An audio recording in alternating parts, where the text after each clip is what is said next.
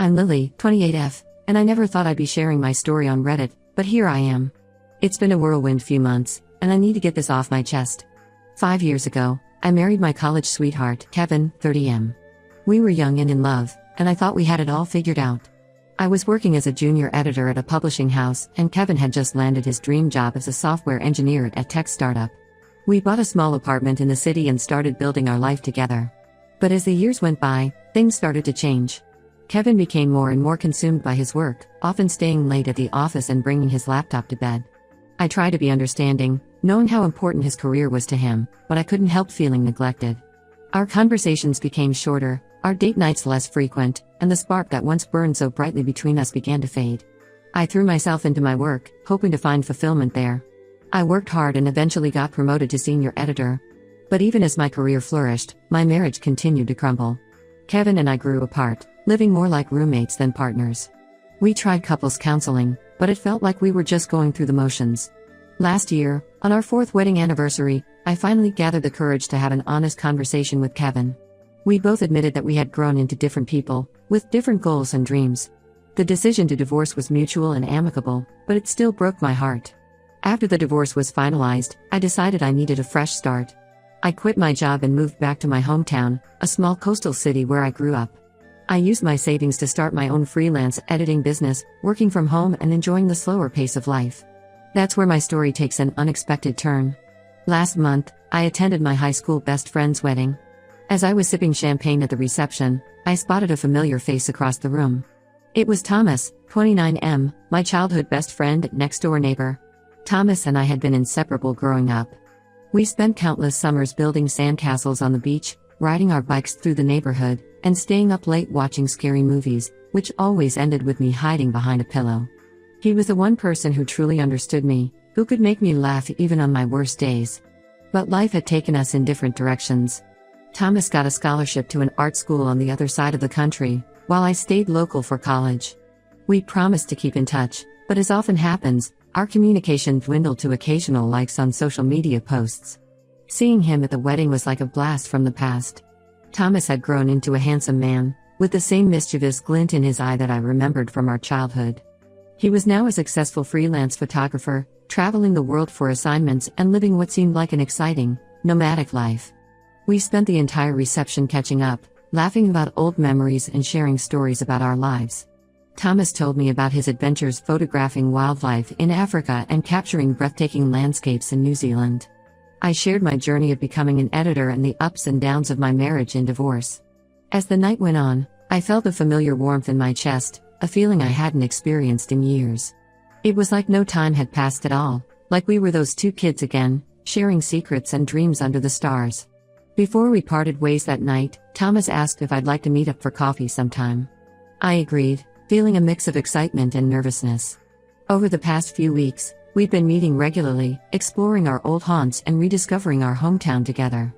The more time I spend with Thomas, the more I realize how much I've missed having him in my life. He makes me feel alive again, reminding me of the carefree, adventurous girl I used to be. But I'm also terrified. My divorce is still fresh, and the thought of opening my heart again is daunting. Thomas hasn't made any moves or suggested that he sees me as anything more than a friend. But sometimes, I catch him looking at me in a way that makes my heart skip a beat. And I can't deny that I've started to see him differently too. I'm confused and conflicted. Part of me wants to take a chance and see where this could go. But another part is scared of ruining our friendship or getting hurt again.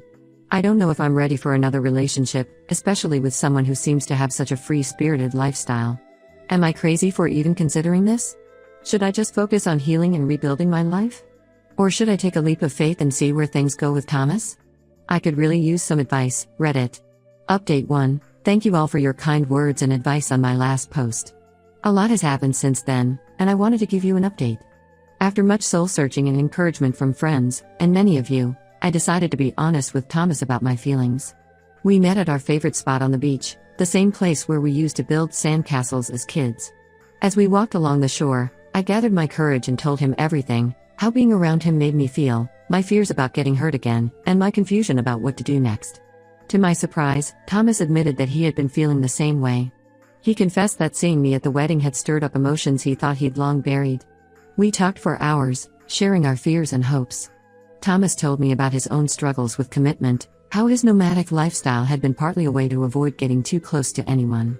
We decided to take things slow, to explore our feelings without putting any pressure on ourselves. Over the next few weeks, our relationship deepened. We went on proper dates, rediscovering our hometown through new eyes. Thomas took me to hidden spots he'd found perfect for photography, and I showed him my favorite quiet corners for reading and writing. One evening, as we were having a picnic in the park, Thomas surprised me with a photo album. It was filled with pictures he'd taken of us and our adventures over the past month, interspersed with old photos from our childhood that he'd gotten from his parents.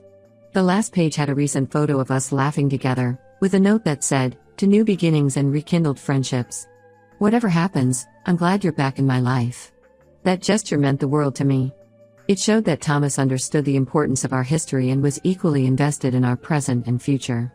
We shared our first kiss that evening, and it felt like coming home. However, our blossoming relationship hasn't been without its challenges. Thomas received an offer for a 3-month photography assignment in Southeast Asia, an opportunity too good to pass up. The thought of him leaving so soon after we'd reconnected filled me with anxiety. All my old fears of abandonment and trust issues from my failed marriage came rushing back. We had a long, difficult conversation about it. Thomas assured me that he wanted to make this work, that he wasn't running away. We agreed to stay in touch through video calls and messages. He even suggested I could visit him for a week or 2 if my work allowed it. The day before Thomas left, we had a heart-to-heart. I opened up about my insecurities, how Kevin's emotional distance during our marriage had left me feeling unworthy of love. Thomas listened patiently, then shared his own fears of settling down, stemming from his parents' tumultuous relationship. We made a pact to communicate openly, to voice our fears instead of letting them fester. Thomas promised to check in regularly and to include me in his journey as much as possible. I, in turn, promised to work on my trust issues and not let my past experiences cloud our present. It's been 2 weeks since Thomas left. True to his word, he's been sending me beautiful photos and funny stories about his adventures. We video chat every few days, and even though I miss him terribly, seeing his face and hearing his voice helps ease the loneliness. I'm trying to use this time apart to focus on myself. I've joined a local writing group and have been working on a novel I've always wanted to write. I'm also reconnecting with old friends and making new ones through community events. Despite the distance, I feel more secure in our relationship than I thought possible.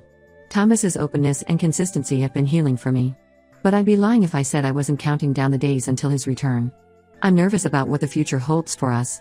Will the long distance strain our newfound connection? Will Thomas's adventurous spirit clash with my desire for stability? Only time will tell. For now, I'm trying to stay positive and enjoy this new chapter in my life. Thank you all for your support. I'll keep you updated on how things unfold. Update 2, hello again, Reddit.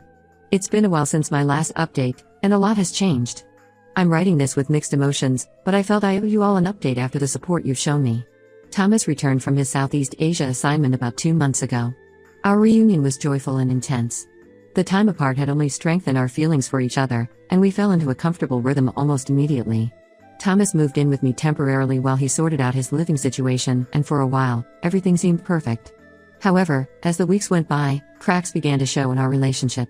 Thomas struggled to adjust to the slower pace of life in our hometown after his exciting adventures abroad. He'd often get restless, talking about all the places he still wanted to explore and photograph. While I enjoyed hearing about his dreams, I couldn't shake the feeling that our life together wasn't enough for him. On my part, I found myself falling back into old patterns. I started worrying every time Thomas was late coming home or when he'd spend hours editing photos instead of spending time with me. My insecurities from my previous marriage resurfaced, and I struggled to communicate these feelings to Thomas without sounding needy or controlling. Things came to a head when Thomas received an offer for a year-long assignment documenting indigenous cultures in South America.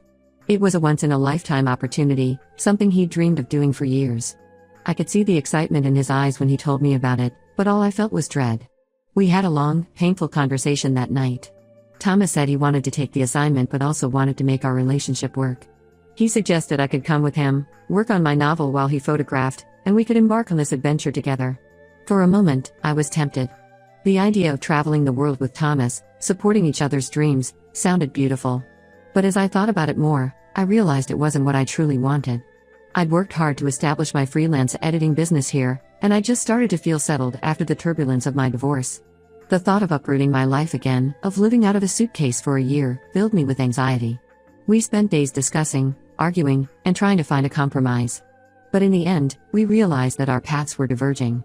Thomas needed the freedom to chase his dreams across the globe, while I craved stability and roots. We both knew that asking the other to give up their needs would only lead to resentment down the line. With heavy hearts, we decided to end our romantic relationship. It was one of the hardest decisions I've ever had to make, but we both knew it was the right one. We promised to remain friends, to cherish the memories we'd made, and to support each other from afar. Thomas moved out last week. Watching him pack up his things, I was reminded of the day I left my marital home after my divorce. But this time, the pain was different. There was sadness, yes, but also a sense of peace knowing we'd made the right choice for both of us. The day Thomas left for South America, I drove him to the airport. As we said our goodbyes, he handed me a small package. Inside was a framed photo of us as kids, building a sandcastle on the beach. On the back, he'd written, "Some people are meant to be in our lives forever, others for just a season. Thank you for being both my childhood friend and my adult love. Your friendship will always be my home, no matter where I am in the world." I cried all the way home from the airport, but they were tears of both sadness and gratitude. Reconnecting with Thomas had healed parts of me I didn't even know were broken. Our relationship, brief as it was, taught me that I was capable of loving and being loved again after my divorce. Now, I'm focusing on moving forward. I've thrown myself into my work and my novel. I've also started volunteering at a local animal shelter, something I've always wanted to do but never found the time for. It's helping me deal with the loneliness and giving me a sense of purpose. Thomas and I still keep in touch. He sends me beautiful photos from his travels, and I update him on life back home. Our conversations are friendly and warm, tinged with nostalgia but free from regret. This experience has taught me a lot about love, timing, and the importance of being true to yourself. While it didn't work out the way I had hoped, I don't regret a single moment of it.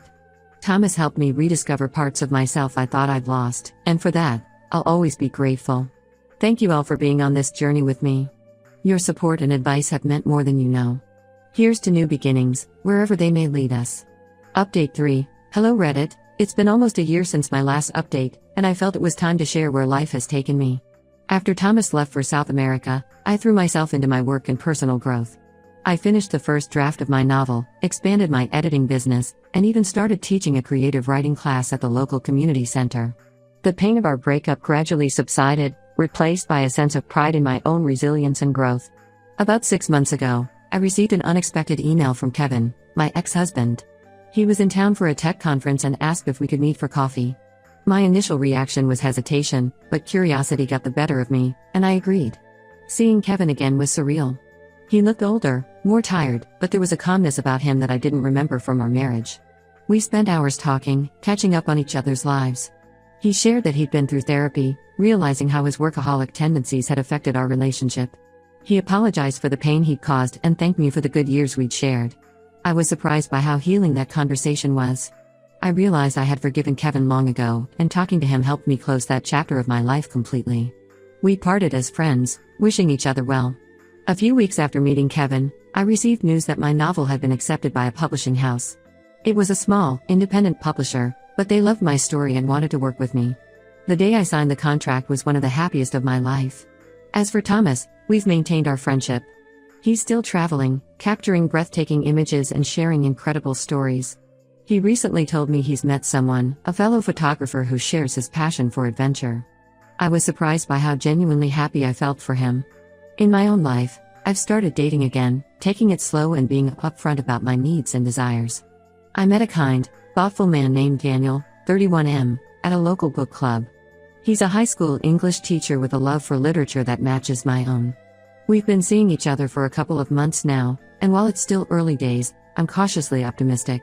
Daniel understands my need for independence and supports my writing career. We're taking things one day at a time, building a relationship based on mutual respect, open communication, and shared interests. It's different from the intense, whirlwind romance I had with Thomas, but it feels steady and real in a way that brings me comfort. Looking back on the past year and a half, I'm amazed at how much I've grown. The pain of my divorce and the bittersweet ending with Thomas have shaped me into a stronger, more self-aware person. I've learned that it's okay to want different things, that love isn't always enough if your fundamental needs and life goals don't align. I've also learned the value of self-love and independence. I'm no longer seeking someone to complete me or fix me. Instead, I'm looking for a partner who complements my life and supports my dreams, just as I would do for them. My novel is set to be published next spring. It's a story about love, loss, and finding oneself, themes that have been central to my own journey. Writing it has been incredibly cathartic, helping me process my experiences and emotions. As I sit here, typing this update, I feel a sense of peace I haven't experienced in years. My life may not have turned out the way I once imagined it would, but I'm grateful for every twist and turn that has led me to where I am today. Thank you, Reddit, for being a part of this journey. Your support, advice, and kind words have been a source of comfort and strength through some of my darkest times. Here's to embracing life's uncertainties and finding joy in the journey, wherever it may lead. To those of you out there who might be going through similar struggles, whether it's a divorce, a breakup, or just feeling lost, I want you to know that it does get better. It may not happen overnight, and the path forward might not be clear at first, but keep moving forward. Focus on yourself, pursue your passions, and don't be afraid to open your heart again when the time feels right. Life has a funny way of surprising us when we least expect it. 2 years ago, I never would have imagined I'd be where I am today, with a novel about to be published, a thriving editing business, and a new relationship that feels right. But here I am, and I'm excited to see what the future holds. Thank you all once again for your unwavering support throughout this journey. Your kindness and wisdom have meant more to me than you'll ever know. Here's to new beginnings, second chances, and the beautiful unpredictability of life.